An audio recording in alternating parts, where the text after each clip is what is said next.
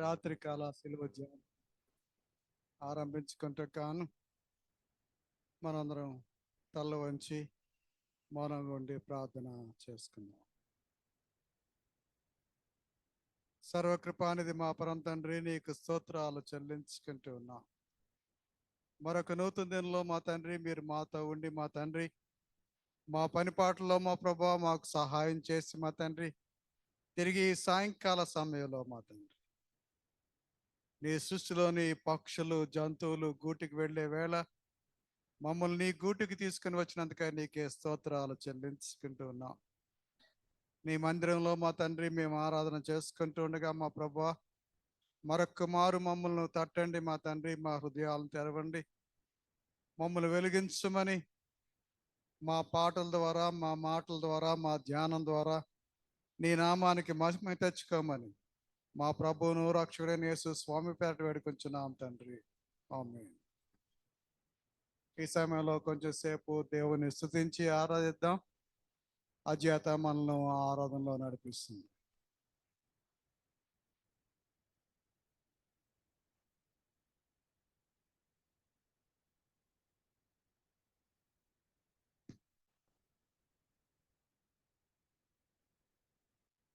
జుంటెతేనే ధారల కన్నా యేసునామమే మధురం, యేసయ్య సన్నిధినే మరువజాలను. జుంటెతేనే ధారల కన్నా యేసునామమే మధురం, యేసయ్య సన్నిధినే మరువజాలను. జీవిత కాలమంతా ఆనందించెదా, యేసయ్యనే ఆరాధించెదా. జీవిత కాలమంతా ఆనందించెదా, యేసయ్యనే ఆరాధించెదా. జుంటెతేనే ధారల కన్నా యేసునామమే మధురం, యేసయ్య సన్నిధినే మరువజాలను. యేసయ్య నామమే బహు పూజనీయము, నాపై దృష్టి నిలిపి సంతుష్టిగా నన్ను ఉంచి. యేసయ్య నామమే బహు పూజనీయము, నాపై దృష్టి నిలిపి సంతుష్టిగా నన్ను ఉంచి. నన్నెంతగానో దీవించి జీవజల పూటలతో ఉజ్జీవింపజేసెనే. నన్నెంతగానో దీవించి జీవజల పూటలతో ఉజ్జీవింపజేసెనే. జుంటెతేనే ధారల కన్నా యేసునామమే మధురం, యేసయ్య సన్నిధినే మరువజాలను. యేసయ్య నామమే బలమైన దుర్గము, నా తోడై నిలచి క్షేమముగా నన్ను దాచి. యేసయ్య నామమే బలమైన దుర్గము, నా తోడై నిలచి క్షేమముగా నన్ను దాచి. నన్నెంతగానో కరుణించి పవిత్ర లేఖనాలతో ఉత్తేజింపజేసెనే. నన్నెంతగానో కరుణించి పవిత్ర లేఖనాలతో ఉత్తేజింపజేసెనే. జుంటెతేనే ధారల కన్నా యేసునామమే మధురం, యేసయ్య సన్నిధినే మరువజాలను. యేసయ్య నామమే పరిమళ తైలము, నాలో నివసించే సువాసనగా నన్ను మార్చి. యేసయ్య నామమే పరిమళ తైలము, నాలో నివసించే సువాసనగా నన్ను మార్చి. నన్నెంతగానో ప్రేమించి విజయోత్సవాలతో ఊరేగింపజేసెనే. నన్నెంతగానో ప్రేమించి విజయోత్సవాలతో ఊరేగింపచేసెనే. జుంటెతేనె దారల కన్నా యేసునామమే మధురం. యేసయ్య సన్నిధినే మరువజాలను. జుంటెతేనె దారల కన్నా యేసునామమే మధురం. యేసయ్య సన్నిధినే మరువజాలను. ఊహించలేని మేలులతో నింపిన నా యేసయ్యా, నీకే నా వందనం. ఊహించలేని మేలులతో నింపిన నా యేసయ్యా, నీకే నా వందనం. వర్ణించగలనా నీ కార్యము, వివరించగలనా నీ మేలులా. వర్ణించగలనా నీ కార్యము, వివరించగలనా నీ మేలులా. ఊహించలేని మేలులతో నింపిన నా యేసయ్యా, నీకే నా వందనం. ఊహించలేని మేలుతో నా హృదయం తృప్తిపరచినావు. రక్షణ పాత్రనిచ్చి నిన్ను స్తుతింతును. మేలుతో నా హృదయం తృప్తిపరచినావు. రక్షణ పాత్రనిచ్చి నిన్ను స్తుతింతును. ఇశ్రాయేలు దేవుడా నా రక్షక, స్తుతింతును నీ నామమును. ఇశ్రాయేలు దేవుడా నా రక్షక, స్తుతింతును నామమును.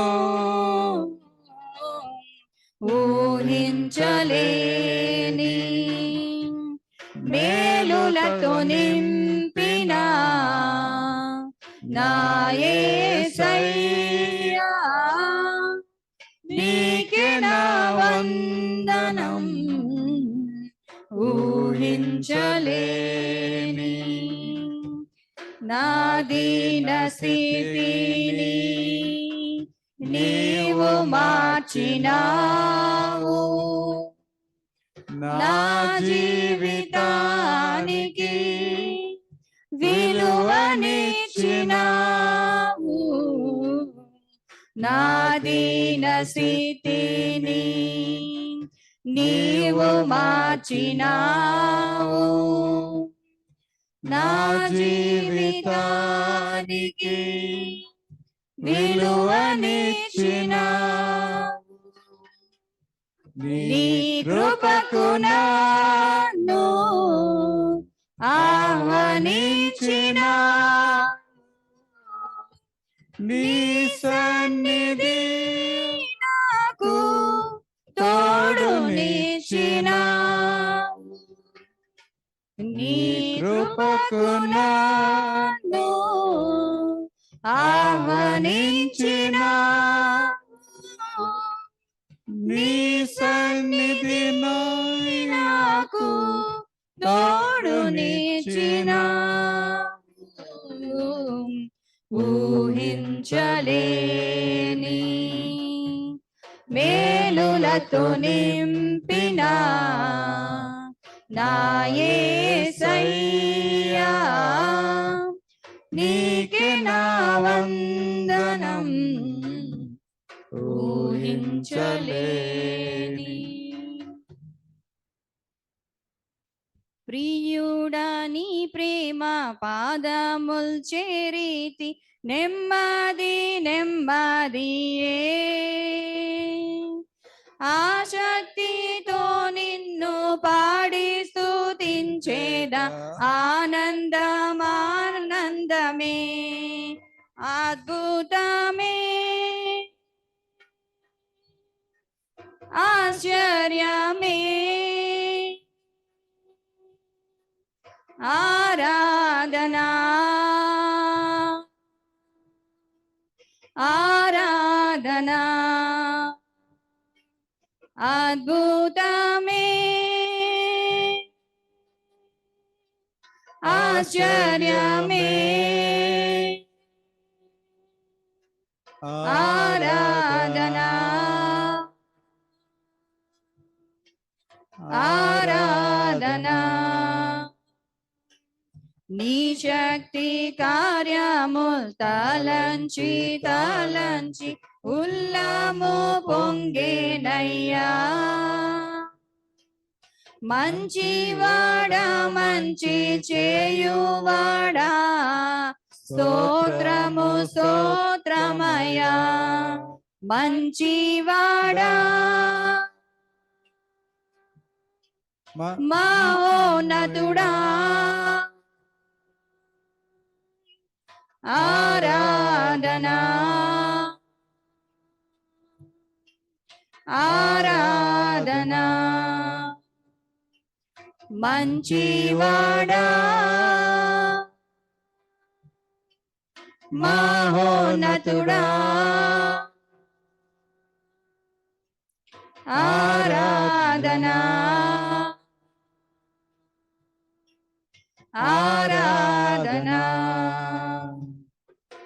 బలి అయిన గొర్రెగా పాపములన్నిటి మోసి తీర్చితివే పరిశుద్ధ రక్తము నా కొరకేనయ్యా నాకెంతో భాగ్యమయ్యా పరిశుద్ధుడా పరమాత్ముడా ఆరాధనా ఆరాధనా పరిశుద్ధుడా పరమాత్ముడా ఆరాధనా ఆరాధనా ఎన్నెన్నో ఇక్కట్లు బ్రతుకులో వచ్చిన నిన్ను విడువనయ్యా రక్తము చిందిన సాక్షిగా యుందు నిశ్చయం నిశ్చయమే రక్షకుడా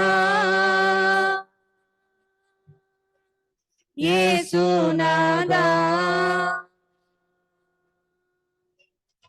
ఆరాధనా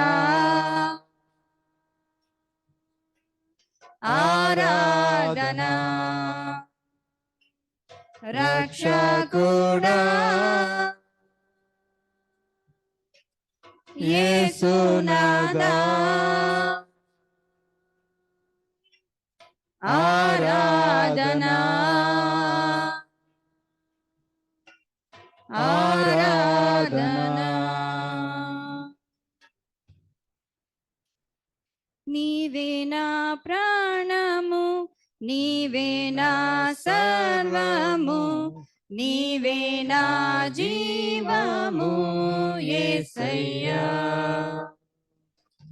నీవే నా ప్రాణము, నీవే నా సర్వము, నీవే నా జీవము యేసయ్యా. మరువలేను నీదు ప్రేమ, విడువలేనయా నీ స్నేహం. మరువలేను నీదు ప్రేమ, విడువలేనయా నీ స్నేహం. నీవే నా ప్రాణము, నీవే నా సర్వము, నీవే నా జీవము యేసయ్యా. మార్గం నీవే, సత్యం జీవం నీవే, జీవించుటకు ఆధారం నీవే. మార్గం నీవే, సత్యం జీవం నీవే, జీవించుటకు ఆధారం నీవే. అపాయము రాకుండా కాపాడువాడు, నిన్ను నేను ఆరాధింతు. అపాయము రాకుండా కాపాడువాడు, నిన్ను నేను ఆరాధింతు. నీవే నా ప్రాణము, నీవే నా సర్వము, నీవే నా జీవము యేసయ్యా. నీవే నా ప్రాణము, నీవే నా సర్వము, నీవే నా జీవము యేసయ్యా. తోడు నీవే, నా నీడా నీవే, నిత్యం నా తోడుగుండే చెలిమి నీవే. తోడు నీవే, నా నీడా నీవే, నిత్యం నా తోడుగుండే చెలిమి నీవే. బ్రతుకంతా నీ కొరకై జీవింతును, నిన్ను నేను ఆరాధింతు. బ్రతుకంతా నీ కొరకై జీవింతును, నిన్ను నేను ఆరాధింతు.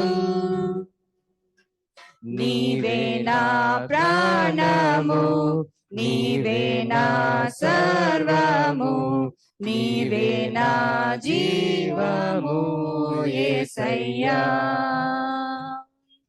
నీవే నా ప్రాణము, నీవే నా సర్వము, నీవే నా జీవము యేసయ్యా. మరువలేను నీదు ప్రేమ, విడువలేనయా నీ స్నేహం. మరువలేను నీదు ప్రేమ, విడువలేనయా నీ స్నేహం. నీవే నా ప్రాణము, నీవే నా సర్వము, నీవే నా జీవము యేసయ్యా.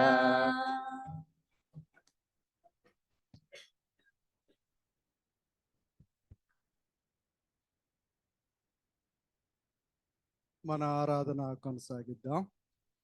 మన కీర్తన పుస్తకాల్లో 94వ కీర్తన, చిన్న పుస్తకాల్లో 45వ కీర్తన, 35 సమానులు ఎవరు ప్రభు అనే కీర్తన పాడుకుంటాం.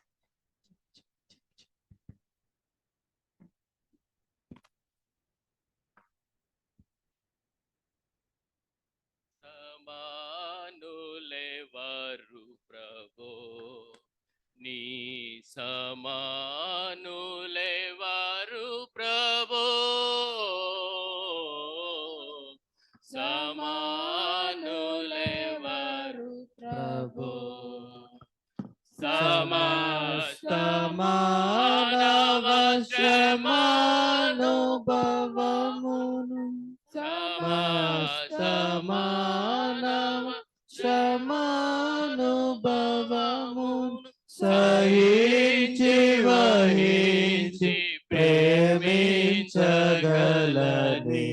సమానులెవరు ప్రభో, నీ సమానులెవరు ప్రభో, సమానులెవరు ప్రభో, సమానతత్వము సహోదరత్వము, సమానతత్వము సహోదరత్వము సమంజసముగా మాకు తెలుపని సమానులెవరు ప్రభో, నీ సమానులెవరు ప్రభో,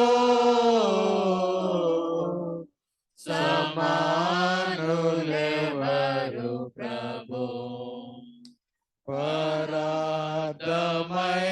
భవ శరీరము సగిన, పరాధమై భవ శరీరము సగిన పరోపకార నరవతార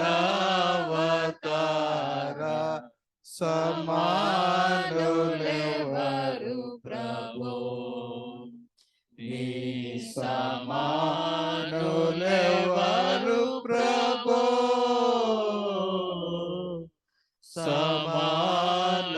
సమానులెవరు ప్రభో, దయా హృదయ దురాత్ములెల్లరి, దయా హృదయ దురాత్ములెల్లరి నయాన భయాన దయాన బ్రోమని సమానులెవరు ప్రభో, నీ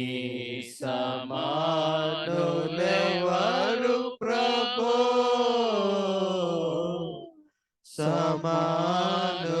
సమానులెవరు ప్రభో, ఓ పవనాత్ముడ ఓ పుణ్యశీలుడా, ఓ పవనాత్ముడ ఓ పుణ్యశీలుడ, పాపాత్ములను బ్రోవ పరమాత్మ సుతని సమానులెవరు ప్రభో, నీ సమానులెవరు ప్రభో,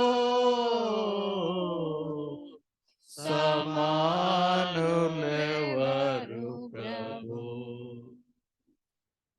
తండ్రి యొక్కయు కుమారుని యొక్కయు పరిశుద్ధాత్మ యొక్కయు నామమున ఆమేన్. ప్రభువా మమ్మల్ని కనికరింపుము, ప్రభువా మమ్మల్ని కనికరింపుము, క్రీస్తు మమ్మల్ని కనికరించుము, క్రీస్తు మమ్మల్ని కనికరింపుము, ప్రభువా మమ్మల్ని కనికరించుము. ప్రభువా మమ్మల్ని కనికరించుము. అదే విధంగా నిలబడి ఉండగా అపోస్తల విశ్వాస ప్రమాణాన్ని మన విశ్వాసం ఒప్పుకుందాము. భూమి ఆకాశములను సూచించిన సర్వశక్తి గల తండ్రి అయిన దేవుని నమ్ముచున్నాను. ఆయన ఏక కుమారుడును మన ప్రభువైన యేసుక్రీస్తును నమ్ముచున్నాను.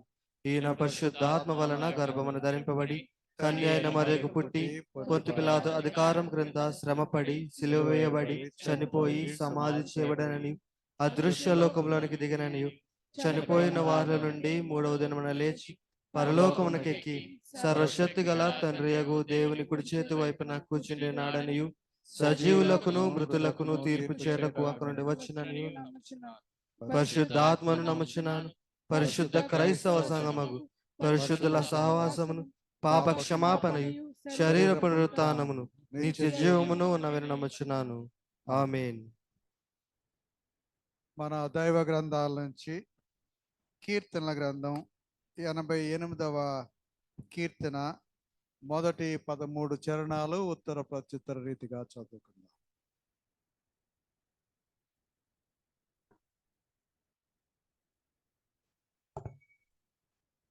కీర్తనల గ్రంథము 88వ అధ్యాయం 1 నుంచి 13 వరకు. యెహోవా నాకు రక్షణకర్తవగు దేవా, రాత్రివేళ నేను నీ సన్నిధిని మొరపెట్టువాడు. నా ప్రార్థన నీ సన్నిధి చేరును గాక, నా మొరకు చెవియొగ్గుము. నేను ఆపదలో నిండి ఉన్నాను, నా ప్రాణము పాతాళమునకు సమీపించినది. సమాధిలోనికి దిగువారిలో నేను ఒకనిగా ఎంచబడితిని. నేను ప్రాణలేని వాని వలె అయితిని. చచ్చిన వారిలో విడవబడిన వాడినైతిని. నేను సమాధిలో పడి ఉన్న హతులలో ఒకని వలె అయితిని. నీవిక స్మరింపని వారి వలె అయితిని. వారు నీ చేతిలో నుండి తొలగిపోయి ఉన్నారు కదా. అగాధమైన గుంటలో చీకటి గల చోట్లను అగాధ జలాలలో నీవు నన్ను పడగొట్టబెట్టి ఉన్నావు. నీ ఉగ్రత నా మీద బరువుగానున్నది, నీ తరంగములన్నీ నన్ను ముంచుచున్నవి. నా నెలవర్లను నన్ను దూరముగా నీవు ఇచ్చినావు. నీవు నా దృష్టికి హేనుగా చేసినావు. వెలుపలికి రావాలని కాకుండా నేను బాధింపబడి ఉన్నాను. బాధ చేత నా కన్ను క్షీణించుచున్నది. యెహోవా, ప్రతిదినము నేను నీకు మొరపెట్టుచున్నాను. నీ వైపు నా చేతులు చాపుచున్నాను. మృతులకు నీవు అద్భుతములు చూపెదవా? ప్రేతలు లేచి నిన్ను స్తుతించెదరా? సమాధిలో నీ కృపను ఎవరైనా వివరించురా? నా శవకూపములో నీ విశ్వాసతను ఎవరైనా చెప్పుకుందురా? అంధకారంలో నీ అద్భుతములు తెలియదగునా? పాతాళంలో నీ నీతి తెలియదగునా? యెహోవా, నేను నీతోనే మనవి చేయుచున్నాను. ఉదయం నా ప్రార్థన నిన్ను ఎదుర్కొనును. ఆమేన్. తండ్రికి కుమారునికి పరిశుద్ధాత్మకు ఆదియందు ఎప్పుడు ఎల్లప్పుడు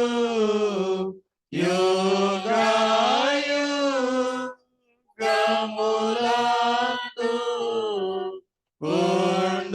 ఉండునట్లు మహిమా కలుగును గాక.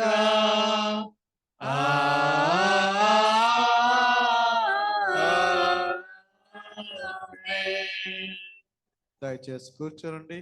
ఈ దినం కొరకు ఏర్పాటు చేయబడిన లేఖన భాగాలు విందాము. మొదటి పాఠంగా దానియేలు గ్రంథము 5వ అధ్యాయము 22 నుంచి 27 వచనాలు చదువుకుందాం. ఈ దినమున కొరకు ఏర్పాటు చేయబడిన పాత నిబంధన పాఠ్య భాగము దానియేలు 5వ అధ్యాయము 22వ వచన ప్రారంభం. బెల్షస్సరు అతని కుమారుడవగు నీవు ఈ సంగతి అంతయు ఎరిగి ఉండియు నీ మనస్సును అంచుకొనక పరలోకమందున ప్రభువు మీద నిన్ను నీవే హెచ్చించుకొంటివి. ఎట్లనగా నీవును నీ అధిపతులను నీ రాణులను నీ ఉపపత్నులను దేవుని ఆలయ సంబంధమగు ఉపకరణములలో ద్రాక్షారసం పోసి త్రాగవలనని వాటిని తెచ్చించుకొని వాటితో త్రాగుచు చూడనైనను విననైనను గ్రహింపనైనను చేతకాని వెండి బంగారు ఇత్తడి ఇనుము కర్ర రాయి అని వాటితో చేయబడిన దేవతలను స్తుతించితిరి గాని నీ ప్రాణమును నీ సకల మార్గములను ఏ దేవుని వశమున ఉన్నవో అయినను నీవు గనపరచలేదు. కావున ఆయన ఎదుట నుండి ఈ ఎరచేయి వచ్చి ఈ వ్రాతను వ్రాసిన శాసనం మీదనగా మెనే మెన్ టేకెల్ ఉఫార్సిస్. ఈ వాక్య భావం ఏమనగా, మినే అనగా దేవుడు నీ ప్రభుత్వ విషయంలో లెక్క చూచి దాన్ని ముగించెను. టేకెల్ అనగా ఆయన నిన్ను త్రాసులో తూచగా నీవు తక్కువగా కనబడితివి. ఫేరెస్ అనగా నీ రాజ్యం నీ యొద్ద నుండి విభాగింపబడి మాదీయులకును ఫరసీలకును ఇయ్యబడును. ప్రభువా మమ్మల్ని కనికరించు.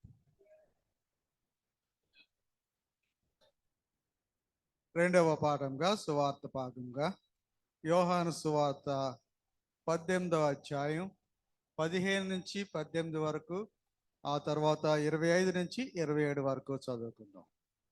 సువార్త పాఠ్యభాగం యోహాను సువార్త 18వ అధ్యాయం 15 నుంచి 18 వరకు అండి. సీమోను పేతురును మరి ఒక శిష్యుడును యేసు వెంబడి పోచుండ్రి. ఆ శిష్యుడు ప్రధాన యాజకునికి నెలవైన వాడు గనుక అతడు ప్రధాన యాజకుని ఇంటి ముంగిట్లోనికి యేసుతో కూడా వెళ్ళాను. పేతురు ద్వారమునొద్ద బయట నిల్చుండెను గనుక ప్రధాన యాజకునికి నెలవైన ఆ శిష్యుడు బయటికి వచ్చి ద్వారపాలకురాలతో మాట్లాడి పేతురును లోపలికి తోడుకొని పోయాను. ద్వారమునొద్ద కావలి ఉన్న ఒక చిన్నది పేతురుతో, నీవును ఈ మనిషిని శిష్యుల్లో ఒకడో కావా అని చెప్పగా అతడు కానెను. అప్పుడు చలివేయుచున్నందున దాసులను బంట్రోతులను మంట వేసి చలి కాచుకొంచు నిల్చుండగా పేతురును వారితో నిలువబడి చలి కాచుకొంచుండెను. 25 నుంచి 27. సీమోను పేతురు నిలువబడి చలి కాచుకొంచుండగా వారు అతన్ని చూచి, నీవును ఆయన శిష్యుల్లో ఒకడవు కావా అని చెప్పగా అతడు, నేను కాను, నేను ఎరుగుననెను.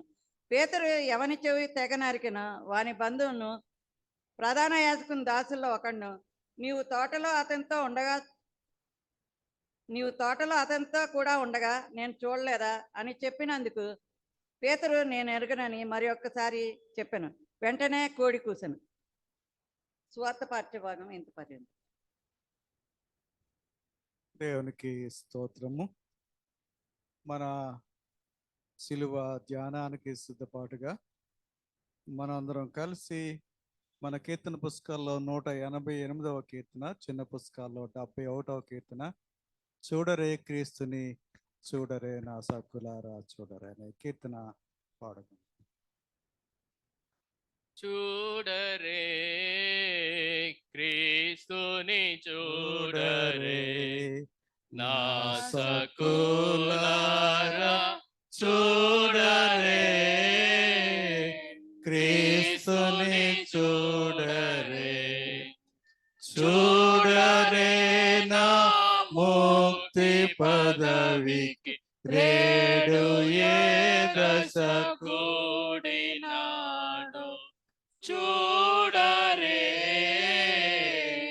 క్రీస్తుని చూడరే మించి పొంతి పిలాతు సత్యము కించుకైన తలంపకట వంచనను గొట్టించి యూదుల మంచితనమే కోరియప్పగించెనా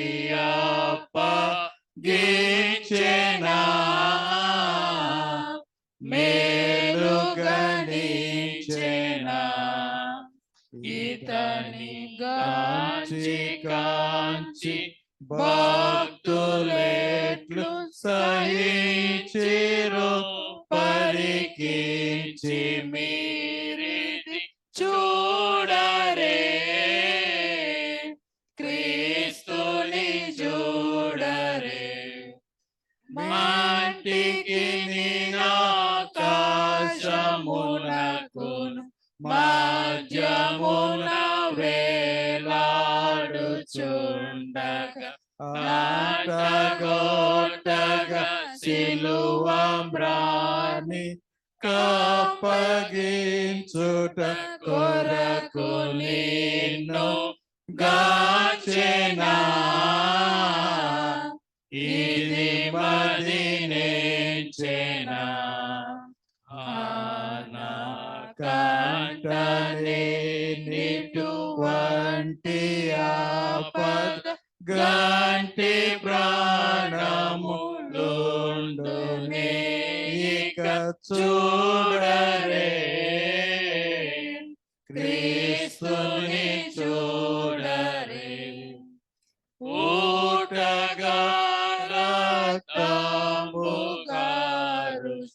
నోండ బల్లెపు ప్రక్కపోటు మాటి మాటికి చూడ దుఃఖము మరులని తల మీద ముల్ల కిరీటమా ఇతనికి వాటమా యూదులు మోటులై బాహటమునని పాటులను ఘాటముగా చేసిరి చూడరే క్రీస్తుని చూడరే. తలలు వంచి ప్రార్థన చేసుకుందాం. సర్వకృపానిధి మా పరమ తండ్రి, నీకు స్తోత్రాలు చెల్లించుకుంటున్నాం.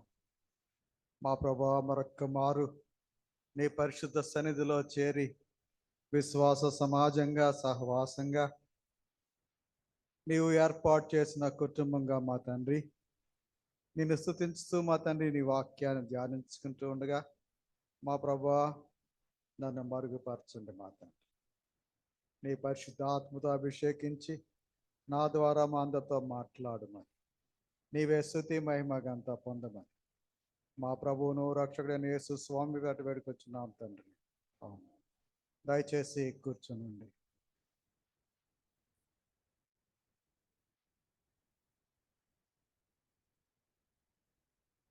ఈ మధ్య కాలంలో మనకు చాలా ఎక్కువగా వినిపిస్తున్న పదము డిప్రెషన్. ఆయన డిప్రెషన్లోకి వెళ్ళిపోయాడండి, ఆమె డిప్రెషన్లోకి వెళ్ళిపోయిందండి. ఈ మాట చాలాసార్లు ఈ మధ్య నేను వింటూ ఉన్నాను. ఈ డిప్రెషన్ అనే ఇంగ్లీష్ పదాన్ని మనం తెలుగులోకి తర్జుమా చేసుకుంటే నిరాశ నిస్పృహ. నిరాశ నిస్పృహకు లోనయ్యే జీవితం. ఈ నిరాశ నిస్పృహ ఎలా ఉంటుందంటే, ఇక నేను చేయగలిగింది ఏమీ లేదు, నా చేతుల్లో ఏం లేదు, నేను జీవితంలో పూర్తిగా ఓడిపోయాను. ఇటువంటి ఆలోచన, ఇటువంటి సంఘటనలు మన జీవితాల్లో చాలా జరుగుతూ ఉంటాయి. కానీ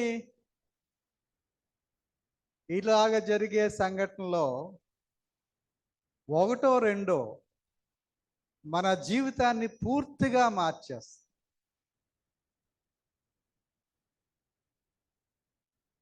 మన జీవితాన్ని పూర్తిగా మార్చేసే అనుభవ క్షణం ఒకటి మన జీవితాల్లో చోటు చేసుకుంటుంది.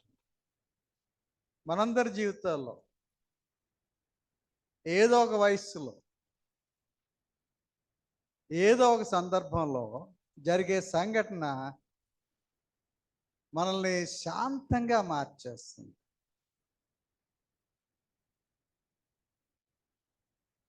ఆదికాండం 1వ అధ్యాయంలో మనము ఆది దంపతులైన ఆదాము హవ్వల్ని చూస్తాం.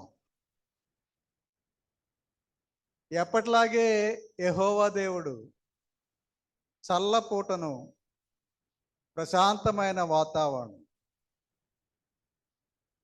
ఆదాము హవ్వల్ని దర్శించడానికి చూడటానికి ఆయన వచ్చాడు. ఎప్పుడు చట్టాపట్టాలు వేసుకుని సంతోషంగా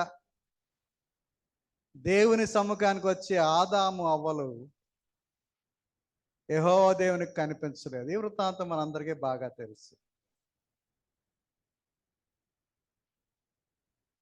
ఆదాము హవ్వలు ఎక్కడున్నారో దేవునికి తెలుసు. తెలియక కాదు, కానీ వాళ్ళని పిలిచాడు ఆయన. ఆదికాండం 3వ అధ్యాయం మనందరికీ బాగా పరిచయమైన వాక్య భాగాలు. 9-10 వచనాలు మనం చూసుకుంటే, దేవుడైన యెహోవా ఆదామును పిలిచి, నీవు ఎక్కడ ఉన్నావు అనెను. ఆదాము, ఎక్కడున్నావు నువ్వు?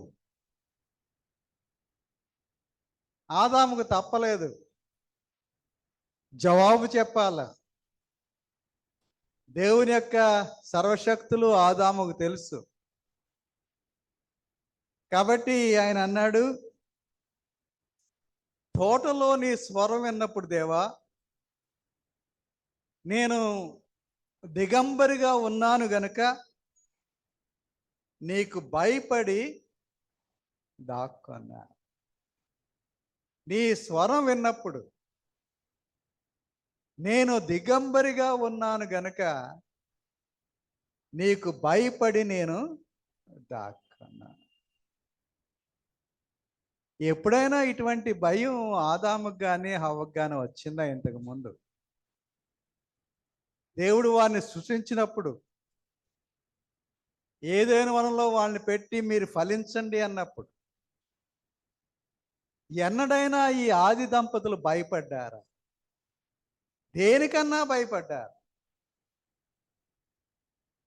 యెషయా గ్రంథం ఒకసారి చేద్దాం మనం. 61వ అధ్యాయం. యెషయా గ్రంథం 61వ అధ్యాయం 10వ వచనం. శృంగారమైన పాగా ధరించుకున్న పెండ్లి కుమారుని రీతిగాను, ఆభరణములతో అలంకరించుకున్న పెండ్లి కుమార్తె రీతిగాను ఆయన రక్షణ వస్త్రములను, ఏ వస్త్రాలండి? రక్షణ వస్త్రము నాకు ధరింపచేసి ఉన్నాడు, నీతి అనే పైబట్టను నాకు ధరింపచేసి ఉన్నాడు. కాబట్టి యెహోవాను బట్టి మహానందంతో నేను ఆనందించున్నాను, నా దేవుని బట్టి నా ఆత్మ ఉల్లసించుచున్నది. వాస్తవానికి ఆదాము హవ్వలను చేసినప్పుడు దేవుడు వారికి తొడిగిన బట్టలు ఇవి. అసలైన వస్త్రాలు ఇవి, ఒరిజినల్ గార్మెంట్స్. రక్షణ వస్త్రాలు వారికి ఇచ్చాడు ఆయన, నీతి వస్త్రాలు దేవుడు వారికి ఇచ్చాడు. ఆ వస్త్రాలు ధరించినప్పుడు ఆదాము హవ్వలు పట్టలేని సంతోషంతో ఉప్పొంగారు. వాళ్ళిద్దరూ వారి మనస్సుల్లో ఆత్మలో ఉత్సహించారు, ఉల్లసించారు. కానీ ఇప్పుడు అంటున్నాడు ఆదాము, నీ స్వరం విన్నప్పుడు నేను దిగంబరిగా ఉంటినని తెలుసుకున్నాను గనుక, దిగంబరిగా ఉంటిని గనుక నేను భయపడి దాక్కుని. ఏమైపోయినాయి ఈ బట్టలు? దేవుడిచ్చిన ఈ బట్టలు ఏమైపోయినాయి అండి? దేవుడు వారికి ఇచ్చిన రక్షణ వస్త్రాలు, దేవుడు వారికి ఇచ్చిన నీతి వస్త్రాలు ఏం చేశారు వాళ్ళు? మనమేం చేస్తున్నాం? దేవుడు మనకిచ్చిన వస్త్రాలను మనమేం చేస్తున్నాం? ఉతికి ఆరేస్తున్నామా? మరలా వేసుకుందామని. ఎప్పుడైతే ఈ వస్త్రాలను తీసి వాళ్ళు పక్కన పెట్టారో, ఎప్పుడైతే వారు ఆజ్ఞాతిక్రమానికి లోనయ్యారో, వారి జీవితంలో చోటు చేసుకున్న సంఘటన వారిని భయము ఆవరించింది. మన జీవితంలో కూడా అటువంటి మార్పులు జరుగుతూ ఉంటాయి, అటువంటి సంఘటనలు జరుగుతుంటే మనలో మార్పు, పెను మార్పు. ఆదాము హవ్వల జీవితంలో అంతవరకు సంతోషంగా ఉన్నవారు, అంతవరకు ప్రశాంతంగా ఉన్నవారు, అంతవరకు సంతృప్తితో ఉన్నవారు వాళ్ళు అంటున్నారు, మేము భయపడుతున్నాం. పరిశుద్ధ దేవుని సన్నిధిలోనికి రాలేనంత భయం. ప్రేమమయుడైన దేవుణ్ణి చూడటానికి వెరసిన జీవితాలు, భయం. అబ్రహాము హారాన్ దేశంలో కడుపులో చల్ల కదలకుండా ప్రశాంతంగా ఉన్నాడు. ఆయనకి ఏ లోటు లేదు. దేవుడు పిలిచాడు అబ్రహాముని, అబ్రహాం నువ్వు బయలుదేరరా. దేవుడు అబ్రహాముని పిలిచేటప్పటికి ఆయన వయసు 75 సంవత్సరాలు. 75 సంవత్సరాలు. అప్పటికే అబ్రహాముకి 10 తరాలు తిన్నా తరగని ఆస్తి ఉంది. దేవుడు అంటున్నాడు ఆదికాండం 12వ అధ్యాయంలో 2-4 వచనాలు ఆయన అంటాడు, నిన్ను గొప్ప జనంగా చేస్తాను, నిన్ను ఆశీర్వదించి నీ నామాన్ని గొప్పగా చేస్తాను, నిన్ను ఆశీర్వదించే వారిని నేను ఆశీర్వదిస్తాను, నిన్ను దూషించే వారిని నేను శపిస్తాను, భూమిలో ఉన్న ప్రతి జనాంగం కూడా నిన్ను బట్టి దీవించబడుతుంది. ఈ మాటలు చెప్పి దేవుడు అబ్రహామును రమ్మని పిలిచాడు. అబ్రహాము దేవుని మాట కట్టుబడి బయలుదేరి వెళ్ళాడు. దేవుడు ఇస్తానని వాగ్దానం చేసిన ఆశీర్వాదాల్లో ఒకటి సంతానం. ప్రకృతి ధర్మాన్ని అధిగమించి దేవుడు శారాకు కుమారుణ్ణి అనుగ్రహించాడు. శారా గర్భం తెరిచాడు ఆయన. అయితే ఆ సంతోషం ఎంతో కాలం నిలవలేదు అబ్రహాముకి. దేవుడు అబ్రహాము నీకు కుమారుడైన ఇస్సాకుని తీసుకుని వచ్చి నాకు బలి అర్పించమని అడిగాడు. దేవుడు పిలిస్తే తల వంచి వెళ్ళిన అబ్రహాము ఇప్పుడు తల ఎగరేయలేదు. అప్పుడు ఎంత విధేయత చూపించాడో ఇప్పుడు కూడా అంతే వినయంతో బయలుదేరి మోరియా పర్వత ప్రాంతాలకు బయలుదేరి వెళ్ళారు.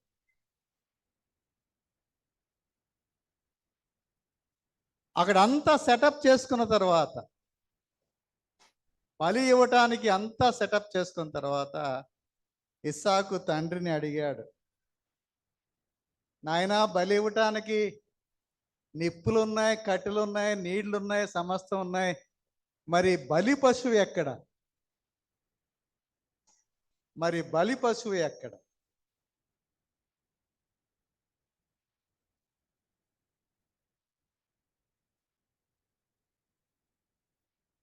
ఆదికాండం ఒకసారి మనం చూద్దాం.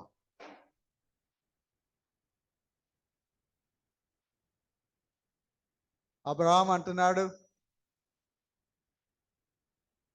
నా కుమారుడా, నాయనా, నా బిడ్డ, దేవుడే దహన బలికి గొర్రె పిల్లను చూచుకున్నాను. అక్కడ ఏం జరిగిందో మనందరికీ తెలుసు. ఆ స్థలానికి అబ్రహాము ఒక పేరు పెట్టుకున్నాడు.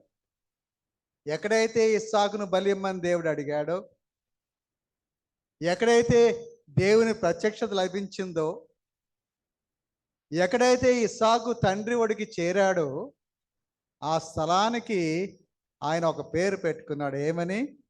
యెహోవా ఈరే. యెహోవా ఈరే.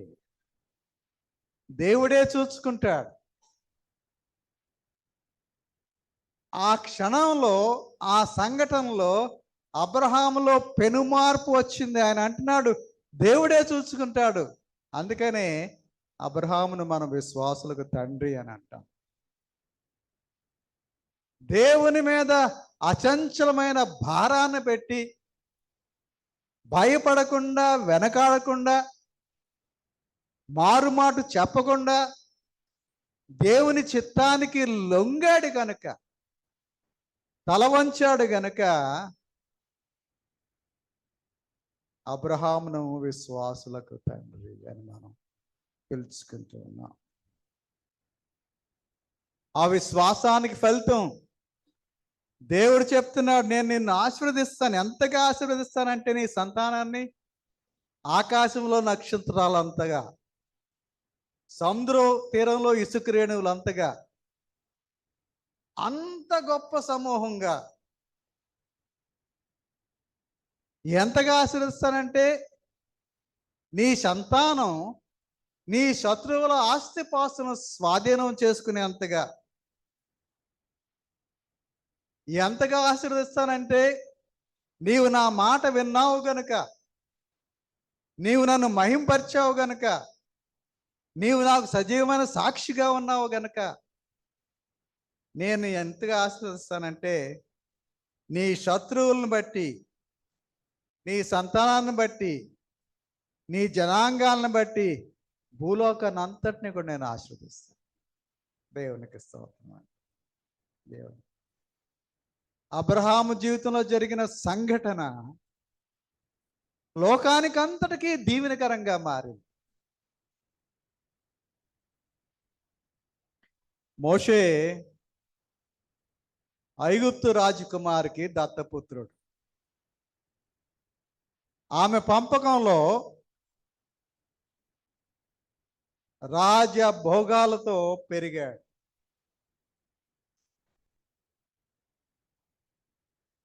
ఆ విధంగా రాజ్యభవంతిలో ఉన్నప్పుడు తన సాటి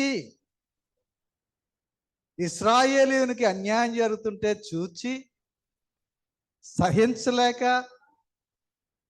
తన వారికి అన్యాయం చేసిన వాడిని కొట్టి చంపి పాత్ర వేశాడు. అంతవరకు బాగుంది. ఇంకొకసారి ఇద్దరు ఇశ్రాయేలు గొడవ పడుతుంటే, నాయన ఎందుకురా ఈ గొడవ అని అన్నందుకు వారు నీవు హంతకుడు అని మోషే మీద నెపం వేసినప్పుడు మోషే ఐగుప్తు వదిలి, ఆ రాజ్య సుఖాలను భోగాల్ని వదిలి మామ దగ్గరికి వెళ్ళిపోవాల్సి వచ్చింది, ఇత్రో దగ్గరికి.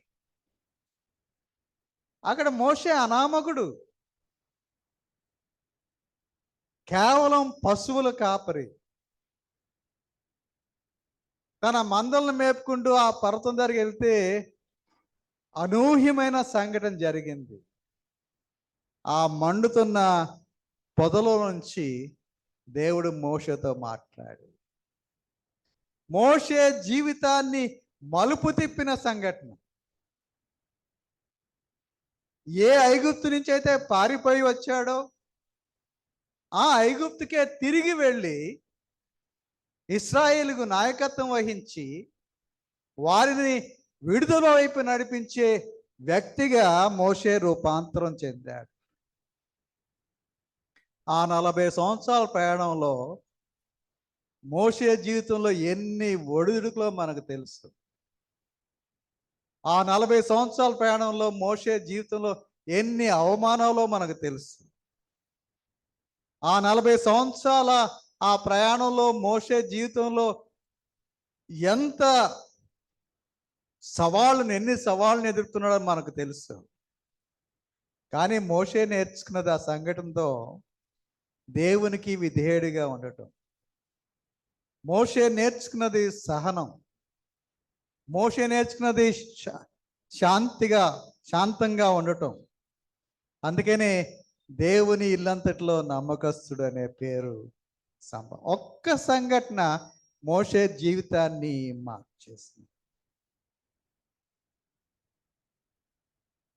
ఆంద్రేయ బాప్తిసమిచ్చే యోహాను శిష్యుడు. మెస్సియాను చూచారు వాళ్ళు. ఆంద్రేయ తన సోదరుడు సీమోన్ పేరు దగ్గరికి వచ్చి, అరే బాబు, మేము మెస్సియాను చూచాము అని అతనితో చెప్పి అతను చేయి పట్టి యేసయ్య దగ్గర తీసుకుని వచ్చాడు. యేసయ్య పేతురుని చూచినప్పుడు ఒక మాట అన్నాడు, నీవు యోహాను కుమారుడైన సీమోనువు, యోహాను సువార్త 1:42. నీవు కేఫా అనబడతావు ఇక నుంచి.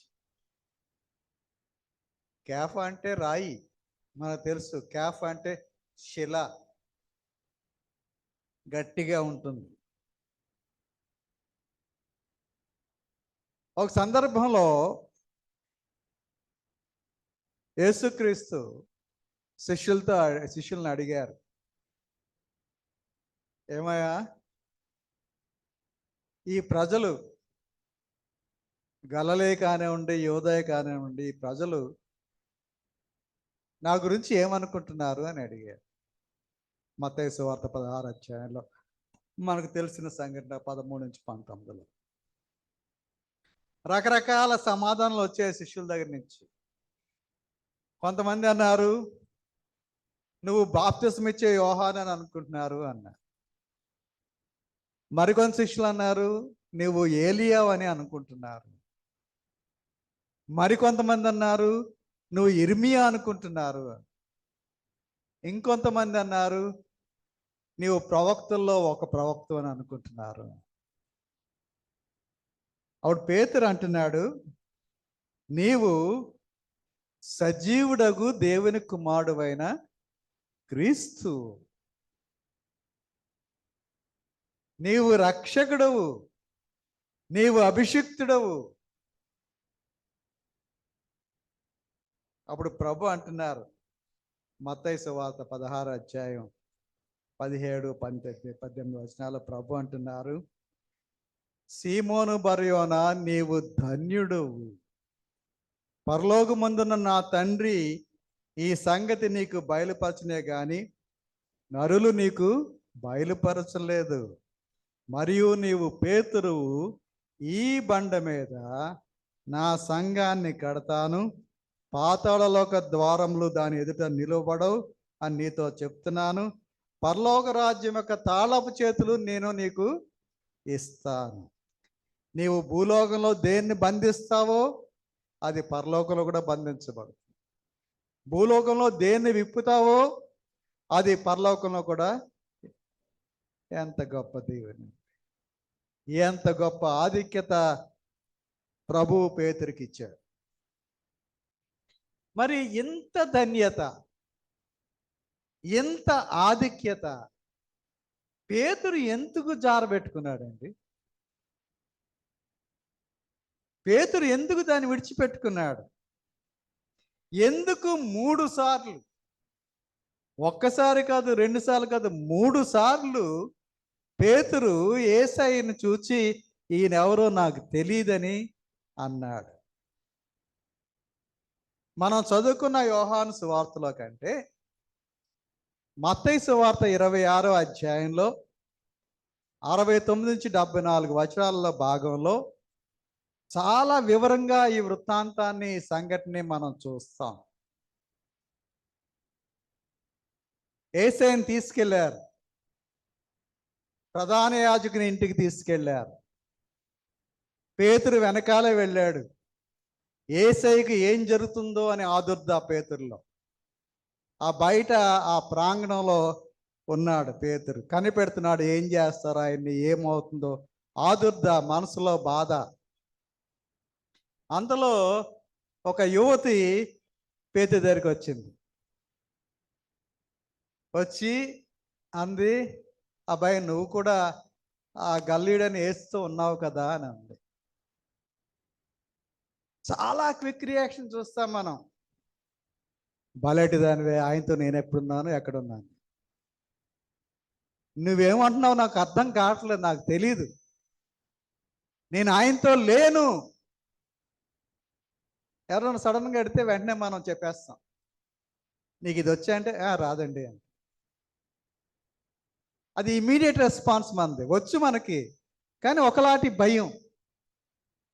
రాదండి, వేరే వాళ్ళని అడగండి అంటారు. పేతురు యొక్క రియాక్షన్ అదే. బలడిదాన్ని నేను ఎక్కడున్నాను, నేను ఎప్పుడున్నాను ఆయనతో. సరే అయిపోయింది. భయపడి బయటకు వచ్చాడు, ఆ ఇంటి కాంపౌండ్ నుంచి బయటకు వచ్చాడు. ఈసారి ఇంకో యువత వచ్చింది. వచ్చి ఏమంటుంది 10 మందితో చెప్తుంది. ఈ వ్యక్తి కూడా పేతురుని చూపించి నజరేయుడైన యేసుతో చట్టాపట్టాలు వేసి తిరిగాడండి అంది. పేతురు స్పందించాడు, అమ్మ తోడు, నేను ఆయనతో లేను, అసలు ఆయన ఎవరో నాకు తెలియదంటే తెలియదు. ఒట్టు పెట్టుకుంటున్నాడు. అది అయిపోయింది. ఇక మూడోసారి అక్కడ చేరిన వాళ్ళు కొంతమంది వచ్చారు ఈయన దగ్గరికి. ఒరే బాసు, నువ్వు కూడా వాళ్ళతో ఉన్నావు కదరా, నువ్వు మాట్లాడే భాష యాసను బట్టి నువ్వు వాళ్ళతో ఉన్నావని మాకు తెలిసిపోతుంది. జాగ్రత్త అమ్మా, మన భాష మనల్ని పట్టిస్తుంది. ఒక్కొక్కసారి మనం మాట్లాడే ప్రతి మాట మనల్ని పట్టిస్తుంది. రాత్రి నా భార్య నాతో అంది, చేప ఎలా చిక్కుతుందో తెలుసా గాలానికి అంది. నోరు తెరుస్తుంది, ఆ నోట్లో గాలం ఉప్పుచ్చుకుంటుంది. నోరు తెరవకుండా ఉంటే మంచిది.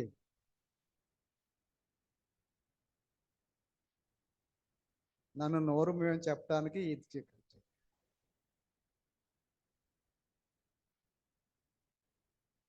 పేతురు దేవుడి మీద ఒట్టేశాడు. ఇప్పుడు శాపనార్థాలు పెడుతున్నాడు.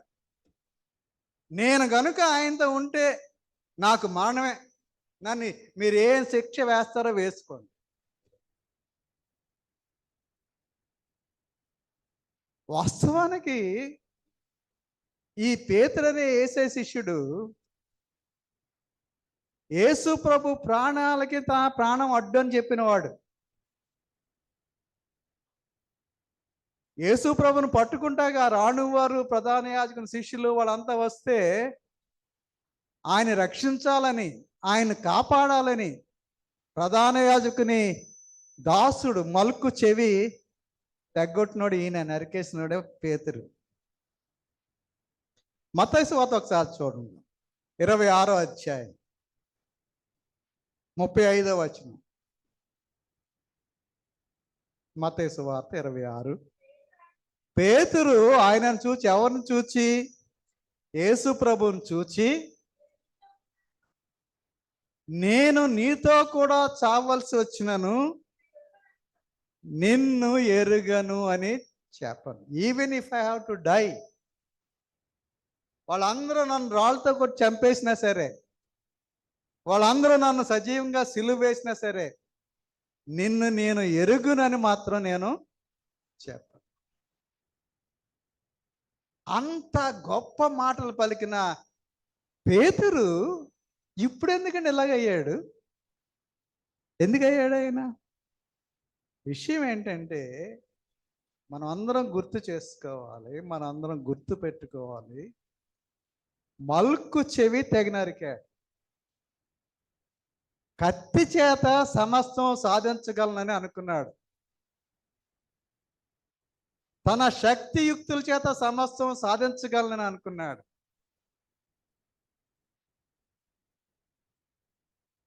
మర్చిపోయాడు చాలా విషయాలు. ప్రభువా, రాత్రంతా మేము పట్టాము చేపలు, మాకు దొరకలేదు అని అన్నారు. ప్రభు ఏమన్నారు? యువతల పక్క వేయండి అన్నారు. వలలు పిగిలిపోయినంతగా చేపలు వాళ్ళు పట్టుకున్నారు. గుర్తు రాలేదా పేతురుకి? తను బలహీనుడనే సంగతి గుర్తు రాలేదా? తన శక్తి మీద, తన ధైర్యం మీద నేను యేసయ్యను కాపాడగలను అని ఆ ధోరణిలో ఉండిపోయాడు. మన బలహీనతలు మనం ఎప్పుడైతే గుర్తిస్తామో, దేవుని శిష్యులుగా, దేవుని కొరకు ప్రాణాలు పెట్టే సజీవ సాక్షులుగా మనం రూపాంతరం చెందుతాం.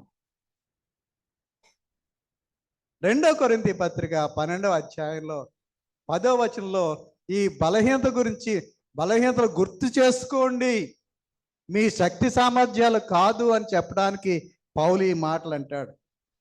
9వ వచనం, అందుకు నా కృప నీకు చాలును,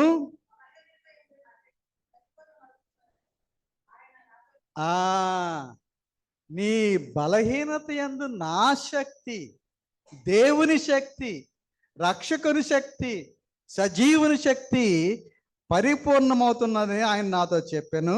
చదవండి. కాగా క్రీస్తు శక్తి నా మీద నిలిచిన నిమిత్తము దేవునికి స్తోత్రం. విశేషముగా నా బలహీనతలందే నేను సంతోష పడుతున్నా.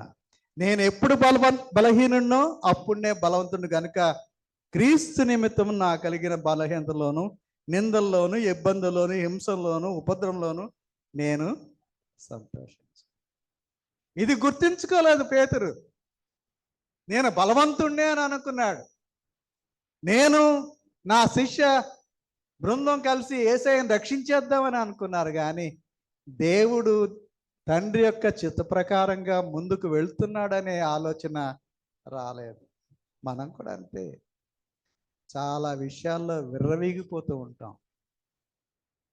నేను చాలా బాగా ప్రసంగాలు చేస్తాను, నాకన్నా మంచి ప్రసంగాలు లేడు అనుకుంటాను.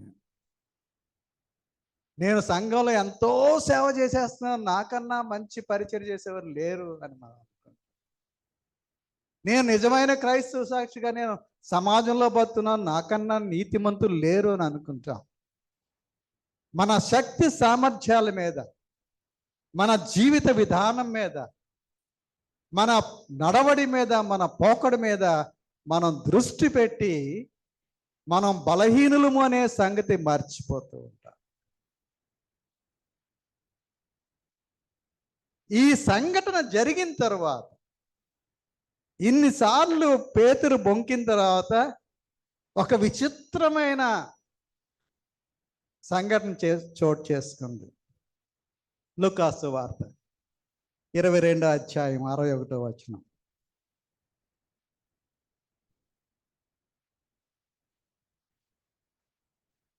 అప్పుడు ప్రభువు తిరిగి పేతురు వైపు చూచెను గనుక పేతురు,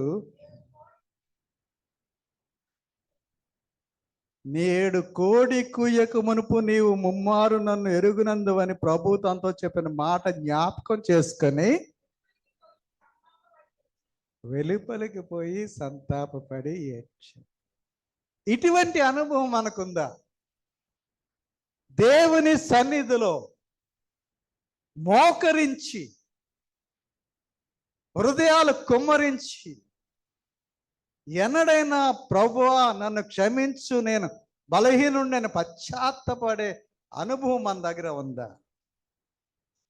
ప్రభువు పేతురు వంక చూచారండి. ఆయన బొంకేస్తూ ఉన్నాడు అక్కడ. ప్రభువు చూచారు పేతురు వైపు.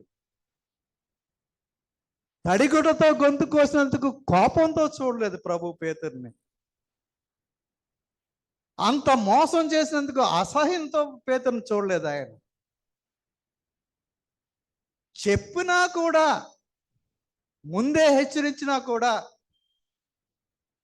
గోడ కట్టినట్టు అబద్ధం చెప్పినందుకు ఆయనకి జుగుప్స రాలేదు పేతురు మీద. ఆ చూపులో జాలి, ఆ చూపులో కరుణ, ఆ చూపులో క్షమ,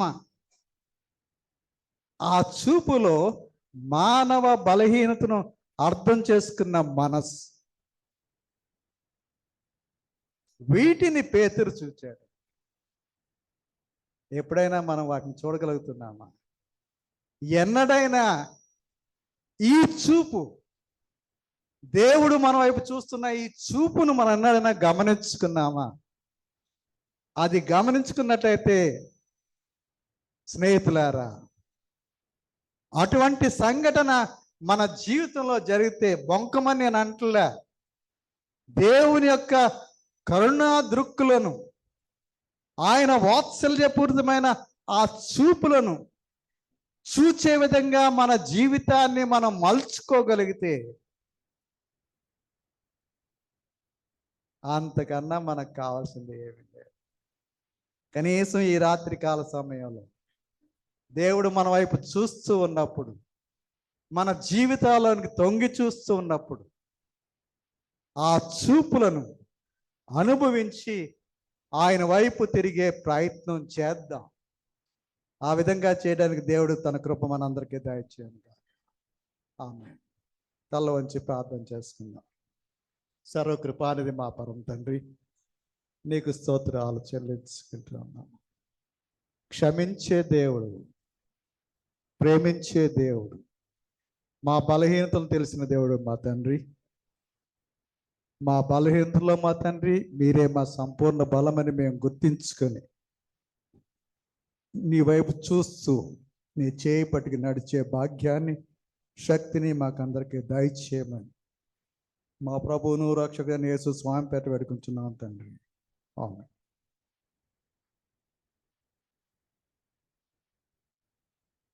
రేపటి దినాన్న తిరిగి మన శిలువ ఆరాధన రాత్రి 7 గంటలకు ఉంటుంది. దయచేసి గమనించండి.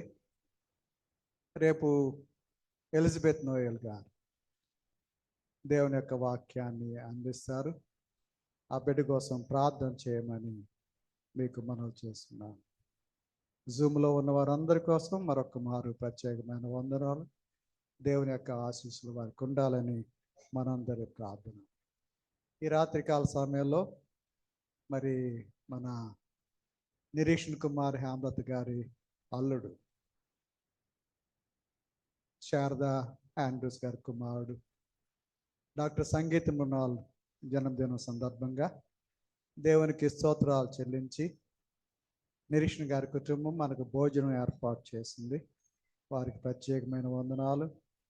మరి సంగీత మృణాలకు కూడా శుభాకాంక్షలు తెలుపుతూ ఇదే విధంగా ఆ బిడ్డను దేవుడు దీవించాలని ప్రార్థనలో మనం ఆ బిడ్డను జ్ఞాపకం చేసుకున్నాం.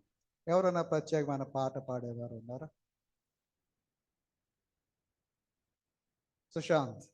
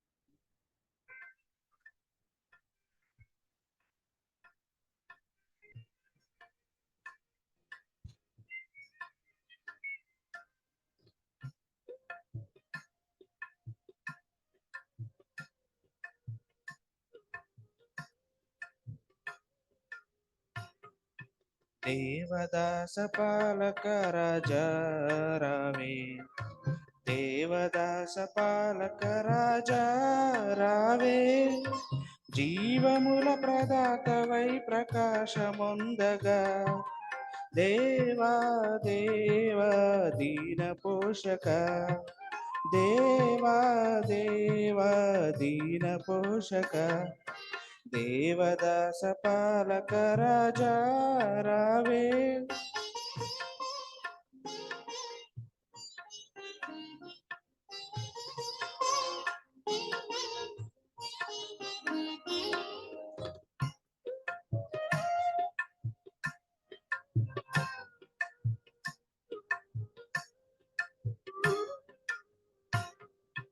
లోకబాధ ఇరుకు శోధన నుండి, లోకబాధ ఇరుకు శోధన నుండి స్వీకరించినావు త్రియేక దేవుడా, స్తోత్రం స్తోత్రం స్తోత్రమర్పణ, స్తోత్రం స్తోత్రం స్తోత్రమర్పణ, దేవదాస పాలక రాజా రావే.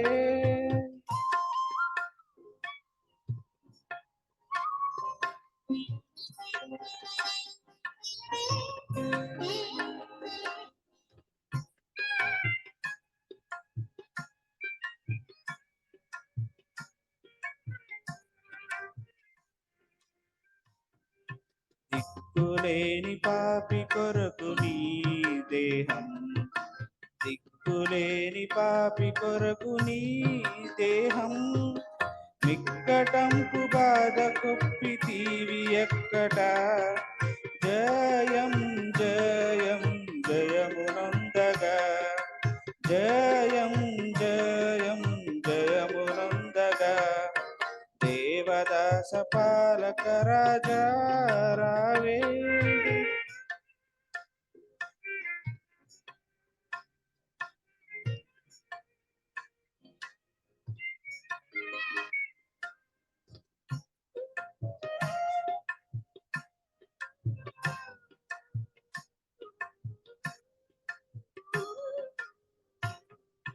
కఠినులంత కుటిలము చేసి నిన్ను, కఠినులంత కుటిలము చేసి నిన్ను, గట్టి కొట్టి నెట్టి నీకు కొయ్యనెత్తిరా, ఇదే నాయడ ప్రేమ చూపితి, ఇదే నాయడ ప్రేమ చూపితి, దేవదాస పాలక రాజా రావే.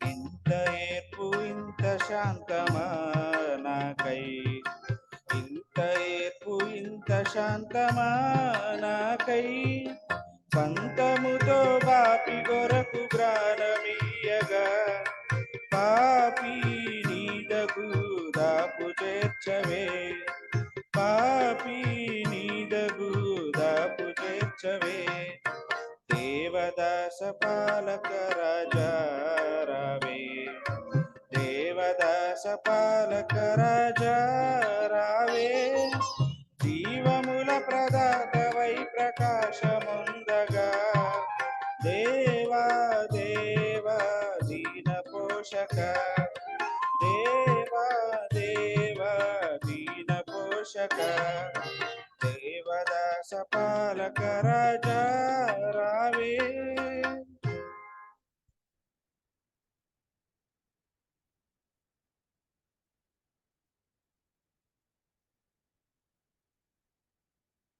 ఇంకా వచ్చిన ముందు రేపు పాడతాడు. ఇంకా ఎవరైనా పాడతారా ప్రత్యేకమైన పాట? ఎవరు పాడతారు ఇంకా?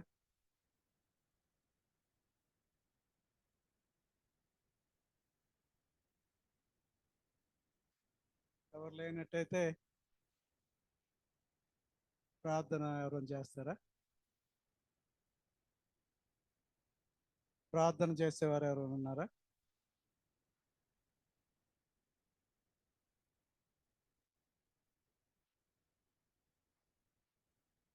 మన చివరి పాట చిన్న పుస్తకాల్లో ఉంది, పెద్ద పుస్తకాల్లో లేదు. 67వ పాట, అది గమనించుకోండి. తల వంచి ప్రార్థన చేసుకుందాం. అందరూ లేచి నిలబడమని మనం చేస్తూ ఉన్నాం.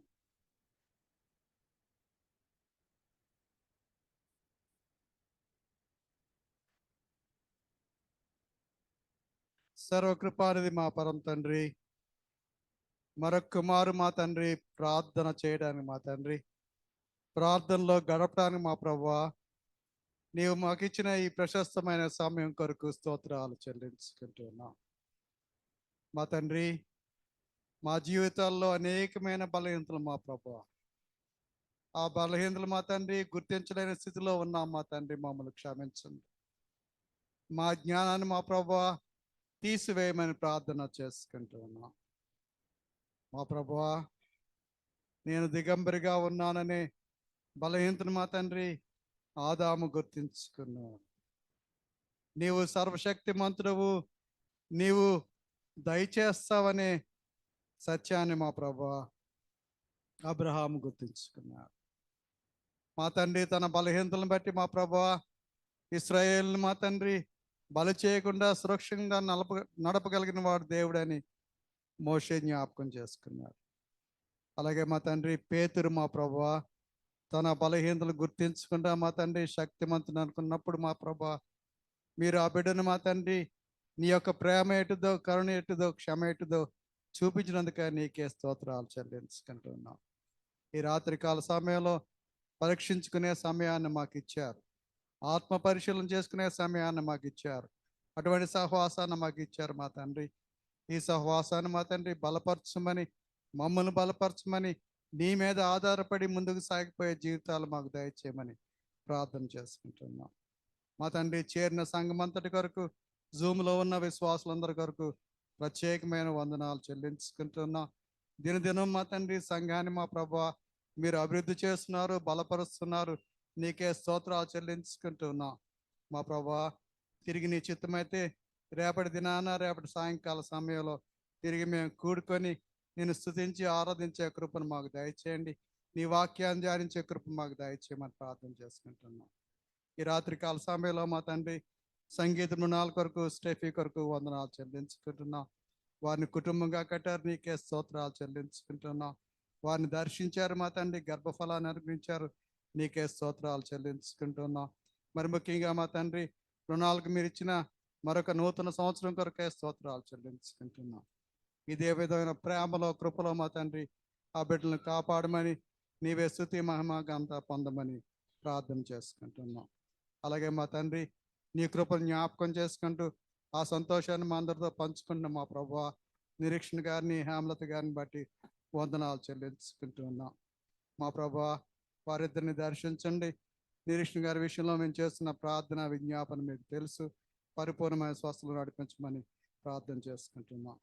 ఈ రాత్రికాల సమయంలో మా తండ్రి మరొకసారి మమ్మల్ని దర్శించి మా ఆక్రమణ తీర్చి నీ చిత్తమైతే మరొక నూతన ఉదయాన్ని మా అందరికీ దయచేయమని, నీవే స్తుతి మహిమ పొందమని మా ప్రభువును రక్షకుడైన యేసు స్వామి పేరు వేడుకుంటున్నాం తండ్రి.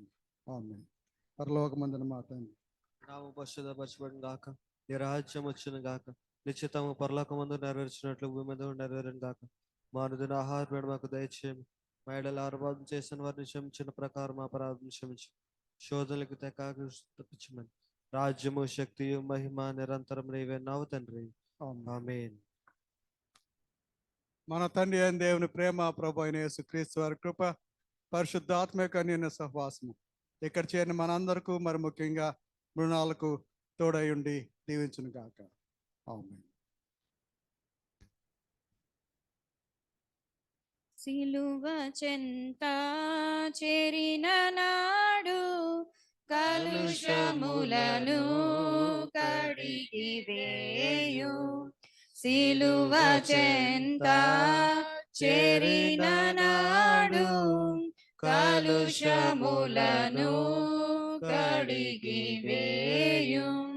పౌలు వలెను శిలవలెను, పౌలు వలెను శిలవలెను, సిద్ధపడిన భక్తుల చూచి, సిద్ధపడిన భక్తుల చూచి, సిలువ చెంత చేరిన నాడు కలుషములను కడిగివేయు.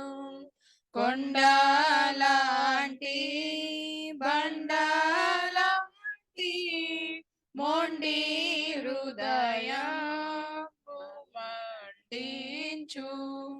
పండియున్న పాపులనైనా, పండియున్న పాపులనైనా పిలచుచుండే పరము చేరా, పిలచుచుండే పరము చేరా. సిలువ చెంత చేరిన నాడు కలుషములను కడిగివేయు. 100 గొర్రెల మందల నుండి ఒకటి తప్పి ఒంటరియాయె.